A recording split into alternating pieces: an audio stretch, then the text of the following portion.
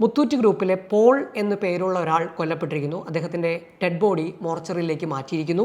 ഒപ്പമുണ്ടായിരുന്ന 1-2 പേർ ആലപ്പുഴ ജനറൽ ആശുപത്രിയിൽ ചികിത്സയിലാണ്.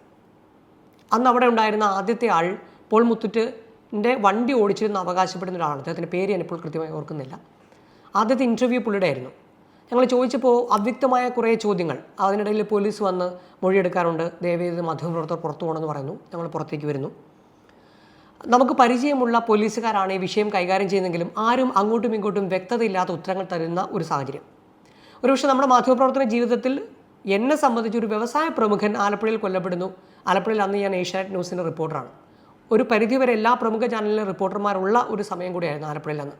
ആലപ്പുഴ ചങ്ങനാശ്ശേരി റോഡിലെ ഒരു പ്രധാനപ്പെട്ട ഭാഗമായിട്ടുള്ള പൊങ്ങയിൽ വെച്ച് 2 വണ്ടിക്കാർ തമ്മിലുണ്ടായിരുന്ന ഒരു തർക്കം. ആ തർക്കത്തിനൊടുവിൽ ആ വണ്ടി ഓടിച്ചിരുന്ന ആളെ മറ്റൊരു വണ്ടിയിലെത്തിയ ആൾ കുത്തിക്കൊല്ലുന്നു. ഇതാണ് നമുക്ക് കിട്ടിയ വേർഷൻ. ആ വേർഷനെ തുടർന്ന് ഇതൊരു വ്യവസായ പ്രമുഖൻ, മുത്തൂറ്റ് ഗ്രൂപ്പ് നമുക്കറിയാവുന്ന പോലെ കേരളത്തിലെ ഏറ്റവും റിച്ചസ്റ്റ് ആയിട്ടുള്ള ഒരു കുടുംബം, ഒരു ഫാമിലി, അതോടൊപ്പം തന്നെ ഒരു ബിസിനസ് ടൈക്കൂണിൻ്റെ ഒരു വലിയൊരു കൂട്ടായ്മ. അവരിൽ ഒരാൾ എങ്ങനെ കൊല്ലപ്പെടുന്നു?